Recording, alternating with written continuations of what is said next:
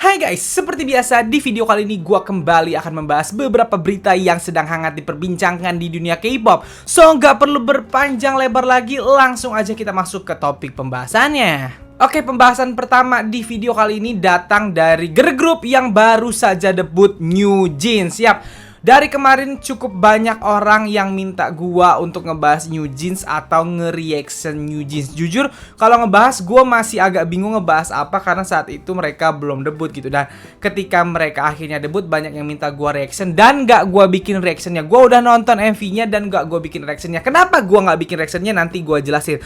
Gua ngasih tau dulu pendapat gua tentang New Jeans. Gua udah nonton MV-nya termasuk yang terbaru, Cookie, dan buat gua konsep mereka sangat fresh, apalagi di Gen 4 ini mereka bener-bener terasa fresh. Padahal konsep mereka menurut gua itu agak mirip sama konsepnya Shiny dan FX, grupnya SM Entertainment di Gen 2 dulu gitu. Dan itu wajar karena yang membuat New Jeans ini adalah Min Hee-jin yang dulu juga adalah petinggi SM yang membuat grup-grup SM seperti SNSD, Shiny, FX gitu. Jadi wajar konsepnya yang ada di kepala dia jadi mirip gitu. Konsepnya terinspirasi dari situlah gitu. Karena yang bikin orang yang sama. Dan buat gua fresh karena di Gen 4 jarang sekali yang memakai konsep seperti New Jeans ini. Mereka terasa teenager banget, terasa terasa berbeda lah daripada grup-grup Gen 4 lainnya sekarang gitu. Dan jujur, gua sebenarnya dari awal pengen ngomong bahwa gua terkejut dengan strateginya Hype ini. Karena di tahun ini Hype baru saja mendebutkan girl group baru mereka, yaitu Les Sserafim, di bawah sublabelnya atau agensinya Source Music itu. Ternyata di tahun ini juga mereka mendebutkan girl group lagi di bawah sublabelnya Adore gitu. Maksud gua, kalau agensi lain biasanya kalau udah mendebutkan girl group, mereka nggak akan mendebutkan girl group lagi di tahun yang sama karena kan pasti akan bersaing nih jadinya sesama girl group mereka. Tapi Hype melakukan hal tersebut gitu. Nah, sekarang gue mau ngasih tahu sedikit alasan gue nggak berani nge-reaction si New Jeans ini. Kenapa? Dari kemarin sebenarnya kalau lu ngikutin IG gue tuh berapa kali nge-up tentang New Jeans ini di IG story gue gitu. Dan gue jujur agak kena mental ketika tahu bahwa yang paling tua kalau gua nggak salah kelahiran 2004 membernya, dan yang paling muda kelahiran 2008 gitu. Buat yang nggak tahu, gua ini adalah seumuran gue sama V dan Jimin BTS sama Jisoo Blackpink ya. Kalian tau lah di tahun itu gua lahir gitu. Jadi usia gua sekarang itu bahkan udah lebih dari 25 tahun gitu. Selama ini gua fine-fine aja nge-reaction atau nontonin artis K-pop gitu. Bahkan sampai ketika aespa debut, bahkan Les Sserafim kemarin debut gitu. Cuman ketika gua denger 2008 gua agak shock. Yang ngikutin gua dari lama tahu gua tuh dulu guru gitu. Udah setahun gua udah nggak guru lagi. Terakhir di tahun kemarin gua guru, dan sampai terakhir kali gua ngajar, murid yang gua ajar, gua tuh guru SMP. Murid yang gue ajar itu adalah kelahiran 2006. Paling muda yang pernah gue ajarin adalah kelahiran 2006. Dan sampai sekarang gue masih kontak sama murid-murid gue tersebut gitu. Dan gue merasa mereka bocil. Sampai sekarang gue merasa mereka masih kecil aja, walaupun mereka mungkin udah pada SMA gitu. Terus tiba-tiba gue dihadapkan ada idol K-pop sekarang kelahiran 2008. Jadi gue takut mereactionnya, apalagi mereka cewek. Gini ya, gue kan lelaki nih, normal gitu. Dan ketika gue nonton girl group K-pop, MV grup K-pop, of course gue seneng kalau ngeliat. Selain gue suka lagunya, gue suka MV-nya. Yang sering gue pujikan adalah lagunya, MV-nya gitu. Of course kalau nonton girl group, gue juga suka dong sama fisik mereka, sama wajahnya yang cantik gitu. Kalau mereka badannya bagus, gue seneng ngeliatnya. Kalau mereka dance-nya seksi, tentu gue seneng liatnya karena gue lelaki normal gitu. Cuman masalahnya ini yang sekarang kelahiran 2008, gue merasa berdosa kalau gue mereaction terus tiba-tiba gue terkejut atau terkagum-kagum melihat mereka gitu dan gue reactionin gitu. Gue juga bingung nih, kata gue, tapi kan kedepannya emang girl group akan makin muda dan gue akan nemu hal-hal seperti itu. Mungkin karena 2008, sekarang pun kalau gue hitung umur masih 14 tuh masih SMP kalau di Indonesia gitu. Gue jadi kayak aduh gitu, paham ya? Jadi kalau kalian bertanya-tanya kenapa nggak di reaction gitu, bukan gua nggak mau reaction. Gua nonton dan MV-nya yang Cookie utamanya gua seneng, lagunya menurut gua simple, konsepnya fresh gitu, dan di situ ternyata mereka bajunya nggak terlalu gimana gitu. Tapi jujur gue takut karena reactionnya, jadi gak gue bikin reactionnya. Ini gue komentarin di sini aja. Nggak tahu kedepannya, karena gue udah tahu konsepnya si New Jeans ini, mungkin kalau mereka ngeluarin MV lagi mungkin akan gue reaction gitu. Tapi intinya secara lagu menurut gue fine lagunya, konsepnya pun terasa fresh seperti konsep dari Shiny dan FX yang terakhir ada itu di Gen 2 gitu. Jadi di Gen 4 ini New Jeans terasa fresh lah gitu. Itu aja sih komen dari gue, dan sorry kalau yang nungguin reaction New Jeans dari gue nggak gue reaction karena memang saya takut ada rasa kurang enak aja gitu kalau mau mereaction anak-anak seumur itu gitu. Jadi itu sih. Oke, jadi gak perlu ditungguin reaction gue, ini aja komen gue langsung di video ini, oke? Oke, selanjutnya berita yang ingin gue bahas datang dari agensi SM Entertainment. Ada apa? Mari kita cek dulu faktanya berdasarkan portal berita FYI.Korea yang berjudul penggemar SM Entertainment mengeluh tentang konsep Kwangya yang diterapkan di seluruh konsep grup. Nih si beritanya guys, pada tanggal 31 Juli seorang penggemar menulis postingan yang mengeluhkan tentang konsep Kwangya yang merembes ke dalam konsep grup lain setelah melihat teaser terbaru Girls' Generation dan penggemar SM Entertainment lainnya bergabung dalam diskusi. Si penulis ini menulis, "Saya tidak mengerti mengapa SM Entertainment mengubah konsep grup lain, mengapa mereka tidak tetap berpegang pada aespa. Girls' Generation bahkan tidak memiliki universe dan sekarang mereka adalah beberapa dewi musik. EXO memiliki konsep universe sendiri serta Red Velvet. Kwangya dibuat untuk aespa. Jadi saya tidak mengerti kenapa SM Entertainment memaksakan konsep tersebut ke grup Sunbae lain." Dan ini beberapa komentar dari penggemar. Yang pertama, NCT memiliki alam semesta sendiri dan sekarang mereka semua berubah menjadi NCT pergi ke Kwangya ketika para anggota bermimpi, hahaha. Yang kedua, Taeyeon bahkan tidak tahu apa itu Kwangya. Yang ketiga, inilah mengapa masyarakat umum menganggap semua artis SM itu sama. Yang keempat, ini benar-benar mencegah orang untuk stunning suatu grup karena sangat murahan. Dan yang kelima, Super Junior dan Girls' Generation terlalu tua untuk konsep kekanak-kanakan seperti itu. Nah, jadi itulah isi beritanya guys. Yap, tiba-tiba ada seorang penggemar SM Entertainment yang mengeluhkan konsep Kwangya yang dipakai SM Entertainment untuk seluruh artisnya. Kata dia adalah, Kwangya ini konsepnya aespa, kenapa nggak ke aespa aja? Kenapa harus dipaksakan ke semuanya? Hal ini dia keluhkan setelah SNSD mengeluarkan teaser comeback-nya nih. Yang ini kalian bisa tahu SNSD sebenarnya kosmo gitu kalau gua nggak salah konsepnya gitu, tapi katanya itu menyambung ke Kwangya dan SNSD sekarang adalah beberapa dewi musik kata si penggemar ini gitu. Nah, sementara banyak yang mengeluhkan kalau EXO tuh udah punya universe sendiri, yaitu Exoplanet. Red Velvet punya Rave Festival gitu.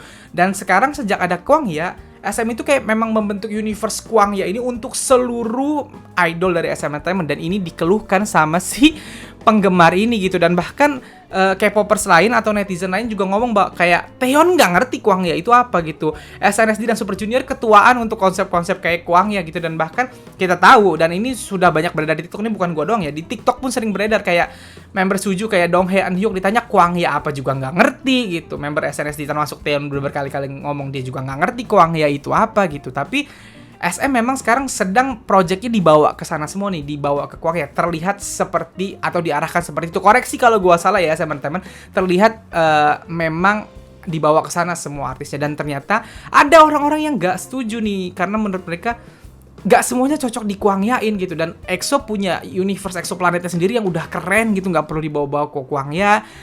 Red Velvet punya Rave Festival gitu. Ada yang ngomong gini kalau nggak salah, Kwangya itu universe besarnya dan EXO misalnya di planet lainnya, aespa di planet mana, Red Velvet di planet mana, sebenarnya universe-nya adalah Kwangya. Ada yang bilang seperti itu gitu. Nah, di sini gue mau bertanya nih kepada kalian, utamanya para SM Stan.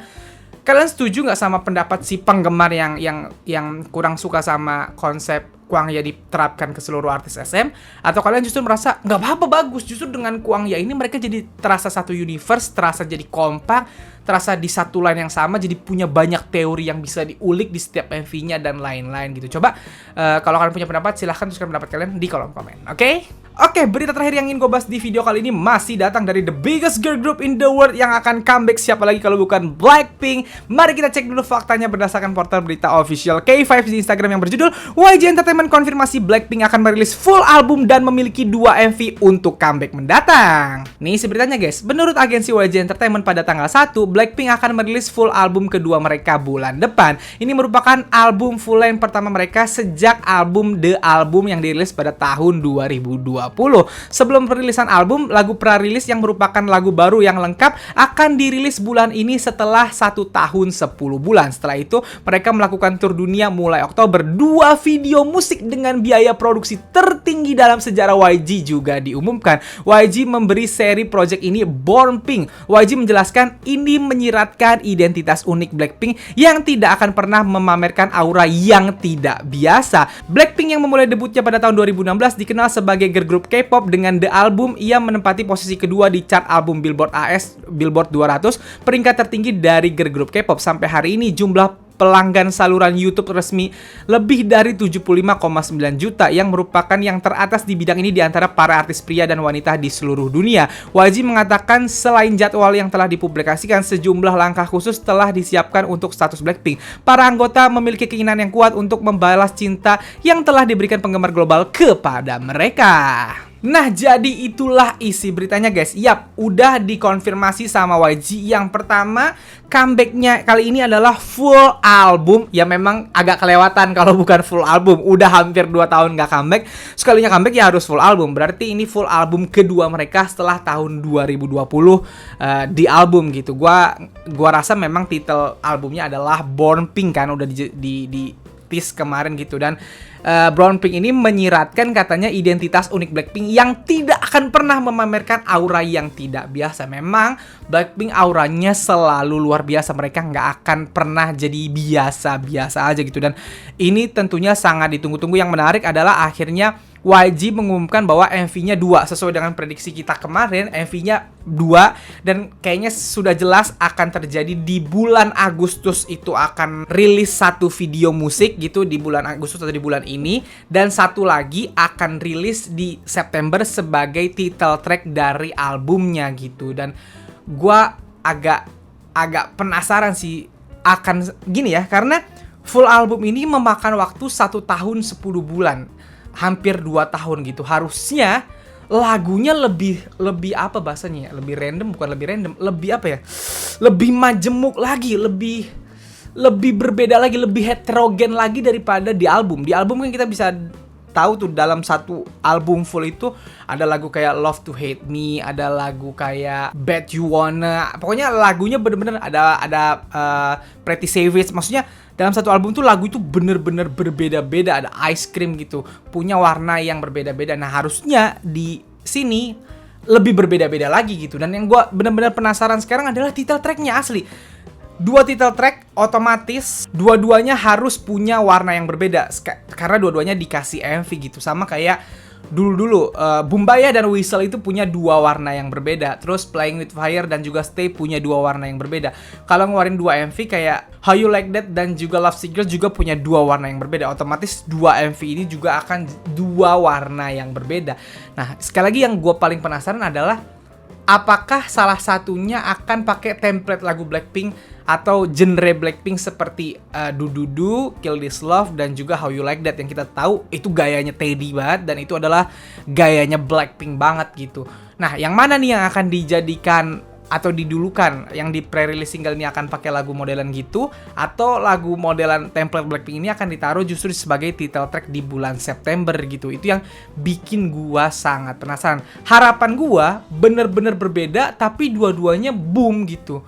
Kalau gua nanya sama kalian dulu, coba Blink, kalau salah satunya justru lagu balad, tapi lagu balad yang bener-bener pecah. Kalau gue nyontoinnya seperti lagu Lonely-nya 21. Kalau kalian belum tahu, coba abis ini cari ya. Lonely-nya 21 itu dulu adalah title tracknya 21 yang juga sukses besar di mana-mana gitu. Atau kayak As No Sleeps-nya Taeyang gitu. Itu adalah lagu balad tapi title track, tapi suksesnya ampun-ampunan. Setuju nggak kalau 2 lagunya ini yang satu bener-bener mungkin genre Blackpink banget kayak Do Do Do kayak How You Like That, yang satunya balad banget gitu? Atau kalian pengennya dua-duanya yang ngedance dong bang, biar nunjukin Blackpink itu skillnya bener-bener dilatih, rap, dance, dan vokalnya gitu. Jadi dua-duanya harus lagu yang ngebeat, cuman beda warna aja gitu. Mungkin yang satu lebih ke EDM, yang satu lebih ke lagu nuansa band tapi sama-sama ngebeat. Nah, coba itu kita diskusikan lagi. Sekali lagi diskusinya akan seru nih karena ini adalah project album yang sudah dikerjakan hampir 2 tahun oleh member Blackpink. Masih di sini diskusi karena belum ada jawaban sama sekali, belum ada teaser lagi yang bisa kita prediksi ke depannya atau kita raba-raba gitu. Jadi di sini gue masih seputar bertanya dan diskusi kepada kalian. Jadi jangan bosan-bosan mampir ke sini untuk kita diskusikan selama 2 bulan ke depan sampai September.